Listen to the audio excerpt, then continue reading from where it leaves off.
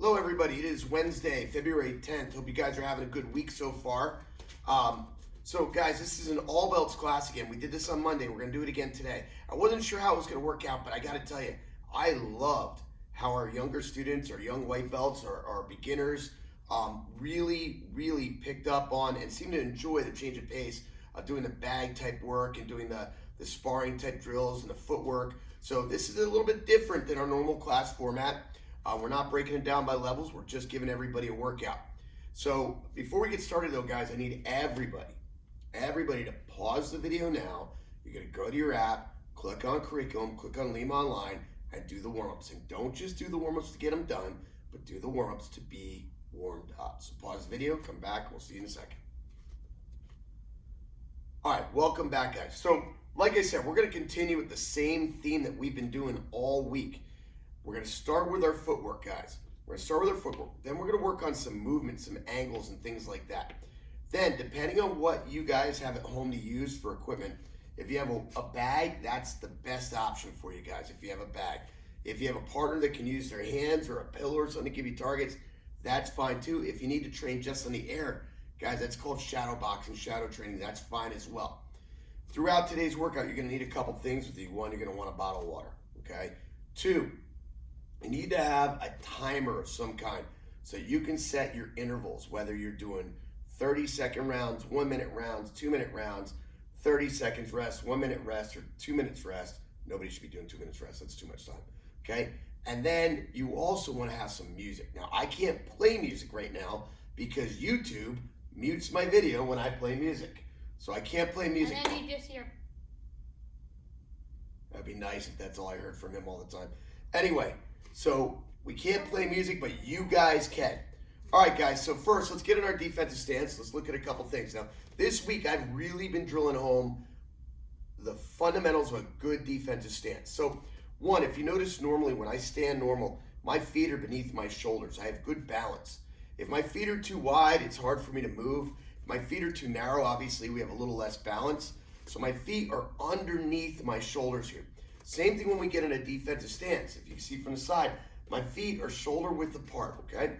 Now, my body's turned, my shoulders are turned on about a 45-degree angle, 30-degree angle, somewhere in there. My hands are up, and I want the meat of my pinkies to be what's showing forward. We don't want the back of the hands, and we don't want our palms. We want the meat of the pinkies to be forward, just like this. Now, from our defensive stance, like I said, we're gonna do a number of rounds, and the way you do this at home, you can do it based on, you can watch the whole video and write down what you have to do, or you can do a round and then pause it and do a round and pause it. It's up to you. The first part of what I want to work on here, guys, is that footwork. Now, we're kind of bouncing back and forth. We're light on our feet, kind of going back and forth from foot to foot, okay, like so. A couple mistakes I see kids do is, I saw one kid yesterday, it looked like he was stepping in snow, okay? Another kid bouncing like he's on a pogo stick, okay? Or this, like you're running in place. It should be a very relaxed, comfortable thing that eventually doesn't even tire you out. Just kind of working our body, just working back and forth, just like this. Now, if you want to switch your stance, it's got to be a quick thing, though. We don't want to switch slow and get caught here in the middle where we're off balance and squared up on our opponents. So we're going to be quick with this. Quick with those. Quick with those. Boom. Boom. Okay? All right, so what I want you to do is your first round is going to be just 1 minute of bouncing back and forth in one spot, just kind of working your footwork and being comfortable and switching stances, just like this. Okay, just like this. Good, so you can pause the video, go do that round, come back when you're done. All right, welcome back. Now the next thing we want to work on is, in addition to that footwork, we want to be able to practice moving forward and backwards. For example, if Senpai Bailey's over there, and he's dancing, I'm dancing, I can't hit him from here. So I need to close distance to be able to hit him. Now, stay there. When I close that distance, I don't want to step and drag my foot. I don't want to hop in on him. So we're just, as I'm bouncing around, put your thumbs. I'm going to shuffle it, bang, and I'm right on top of him, just like that. In the same realm, or the same idea, I need to be able to, if I need to get out of here, create distance. So that is called a shuffle. So when I shuffle, as I move forward, I drive off the back foot. As I move backwards, I drive off the front foot. Now, I'm not going to get too much into the teaching of shuffling. We've done that, and we'll do that again in another lesson. But again, just real quick, If I want to go forward, it's not a step and drag. It's not a skip. I drive off the back foot and push forward. Okay, you're driving off the back foot, whichever direction you're going. So when I go forward, I drive off the back foot. If I go back, I drive off the front foot. Just like so, okay? So now, we're moving. We can practice moving forward. We can practice moving back, forward, and back. Okay, switching our stance, forward, and back. Okay, just like that. So again, your next round now is just, you continue to do your footwork, and we're working on our shuffling. Pause video, go do that, and come back when you're done. All right, welcome back. Now, next thing I want to add to this today is angles. What I mean by that is if I'm sparring Senpai Bailey, and let's say I move in, and I start firing a bunch of techniques at him, when I'm done, I'm not a big fan of going straight back. Now, did we just practice going straight back? We sure did, because there's going to be a time when all of a sudden he moves at me and I just need to go straight back real quick, because that's the only place I can go. So we have to be good at doing that. But I prefer in that situation to be off on an angle. So we call them quarter turns, because we're about turning quarter turn. So what happens here is as I move on Senpai Bailey, and I'm here and I'm firing and I'm hitting him, when I move out, I want a quarter turn off to the side. I'm either going to go this way and this way. My front foot's going to be the pivot point, also the driving foot. So notice as I went in this direction, this foot drove. Boom. So not only did I make that quarter turn, but I also created distance. Created distance between he and I. And now, for him to counter, he has to adjust and turn to me. And now I can come this way. I moved in on him, and I can go this way. I love quarter turns, making that opponent change their angle. So now, how's this drill work? We're going to be working around. Boom. I'm just working my quarter turns. Boom. Boom. I can work closing distance and then quarter turn out. Notice, though, after I do that quarter turn out, I'm creating distance again. So like if I come towards you here, boom, I fire. When I quarter turn, I drive back to create that distance. So now, and I know white belts, this is like, whoa, this can be pretty advanced for you guys. It's like walking and chewing gum here now. Okay, so just do the best you can. So we're working our footwork, we're working the ranges, and we're working those quarter turns. Boom, just like so. Oh. You're not even on the camera, dude. All right, guys, so that's your next round. So you're going to pause the video, go do that round. Remember, 30 seconds, 1 minute, 2 minutes, it's up to you. You get out of this what you put into it, okay? Pause the video, we'll see you in a minute. All right, welcome back. So now we got our feet underneath us. So now we want to add in our hands. Now your hands are dependent upon your belt level. For example, white belts, you only have 2 punches, front punches and back punches. Now you can mix them up however you want. We can do double front punches, also known as a double jab, okay? Double jabs, we can do double jab back punch, okay? Moving on your quarter turns. So now you're gonna add your hands in. Yellow belts, orange belts, we know we can add hook punches in. Green and blue belts, we know that we can add uppercuts in. Purple belts and so forth. Now you've got recovering back fists and spin back fists in there. Okay, so we've got a bunch of different techniques, but don't go trying to add some ninjago and spin jitsu stuff, okay? We're not making up things as we go here. Well, you spun like a ballerina. No, You're not. I did spin jitsu. Spin jitsu? Okay. You can't even say that without spitting. Spin jitsu. Okay, so again, the next round, we're going to be moving, depending on what techniques or what belt level will determine what you're doing with your hands. Okay, hey, get out of my way, kid. Boom, boom, boom. Okay, footwork and hands. That's it. Pause the video, come back when you guys are done. Awesome. Okay, welcome back. Now, done a lot of footwork. Now we did just hands. Now we're on to just kicking. That's right, just kicking. Now for this round of just kicking, guys, what I really want you to think about is kicks that flow well together. Kicks without hands makes flow a lot tougher. It really does. Remember, you're only kicking at your level or below. So white belts, you have front kicks and you have side kicks. Yellow belts, you add round kicks. Orange belts, you add spin side kicks. Green belts, you add hook kicks. All the way up through the levels here, guys. So let's not start trying to do some crazy stuff that you haven't been taught here at Leading Edge. So again, we're moving just the legs, just kicking, footwork, ranges, angles. Now, one thing that I need you guys to be aware of, if we're just kicking and our hands are not striking, that means our hands never have a reason to leave our face. They don't belong on your chest. They don't belong down here by the ribs. They don't belong out like this. Your hands are going to be here the whole time. So we're moving around.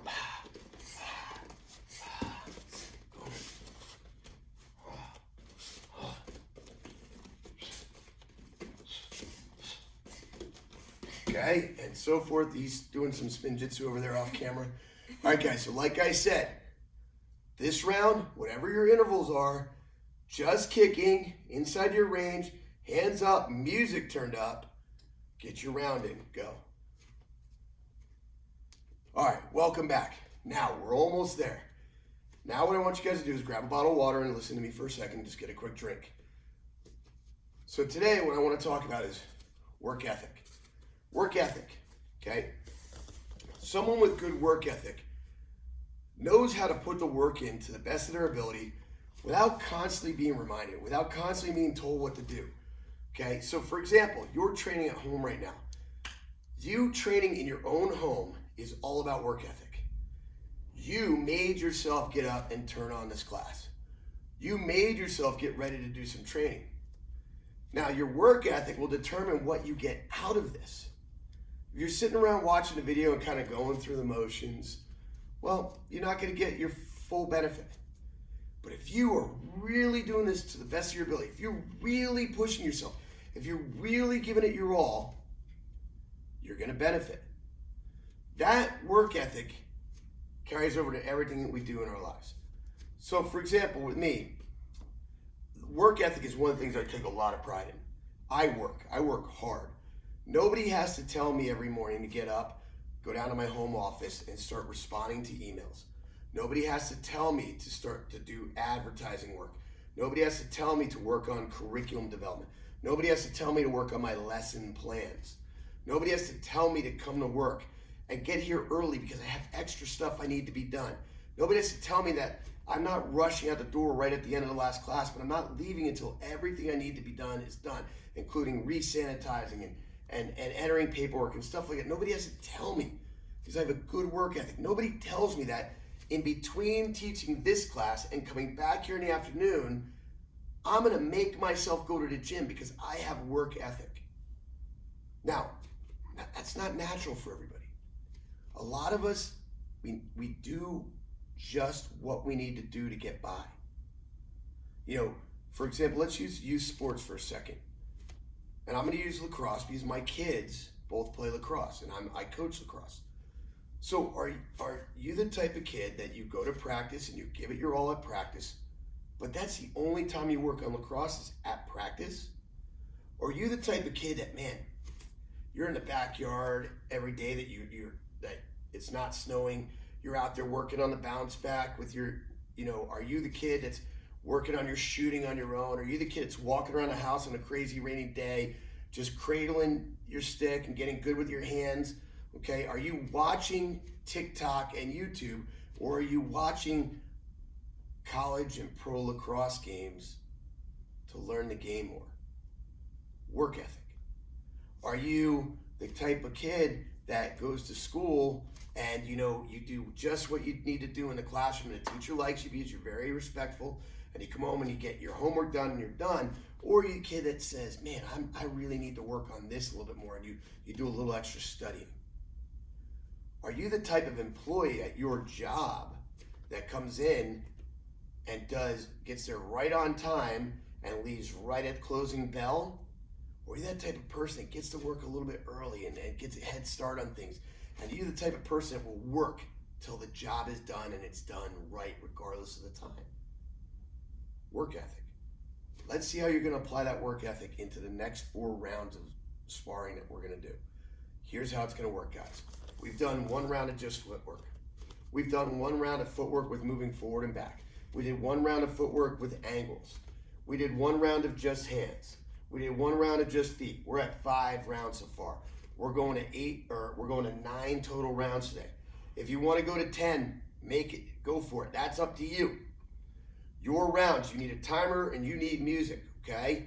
If you're doing this on the bag, that's fantastic. If you're doing it in the air, that's fine. I love bag work. I mean, it's one of my favorite things to do is work on a bag, okay? So if you have a bag, great. I know a couple students just ordered them. We can get them for you a lot better than you can find the price anywhere else. But finally, I want you guys to be dripping in sweat when you're done with this and you're huffing and puffing, okay? But it's only gonna be determined by your work ethic. So, 30-second round, 1 minute round, 2 minute round, I don't care. 30 seconds rest, 1 minute rest, I don't care. At least 4 rounds, you can do 5 if you want, I don't care. But I want you to apply all the principles. You're thinking about your footwork, you're thinking about moving in and moving out, you're thinking about your angles, okay? You're thinking about all the different striking, okay? When you're tired of hitting, we don't stop. Okay, when I'm tired of punching, kicking, I'm just gonna work my hand or my footwork. Then I go back to adding strikes. Boom, boom, boom, boom, boom.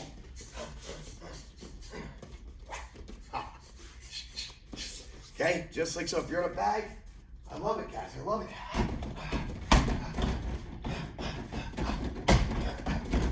Okay, whatever you're gonna do, guys. Let's get our rounds in. Let's apply some good, wholesome work ethic. Pause video and go get after it. All right, welcome back, guys. How you feeling? You huffing and puffing? I don't know, you look like you could have worked a little harder. Now, good job over here, though. You put at it, man. I liked it. You, come on, we'll do better next time. Anyway, guys, listen. Think about what I said with work ethic. Think about how it applies to every aspect of your life. Do you have a good work ethic? Do you go the extra mile to be the best of the best? Work ethic. Now, real quick reminder, guys.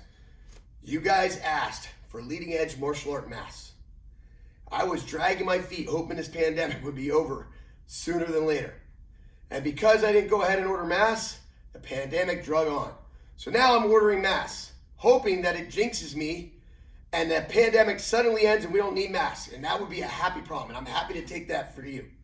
Okay, but here's the deal, guys. Listen, these masks are not cheap and the minimum orders are not small. So I have to order a ton in advance.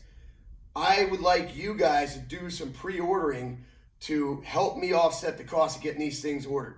Okay, we're not ordering to make money. We're ordering just so because you guys have been asking. So here's the deal.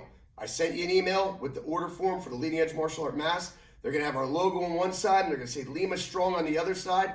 They're super cool. They come in multiple sizes. They come in 2 different colors. But I need your order forms by Monday the 15th at the latest so we can get these things ordered. Procrastination is the thief of time. The thief of time. All right, guys, thanks for training hard. Thanks for working so hard. Thanks for that awesome work ethic. We'll see you online and we'll see you on the mat. Oos.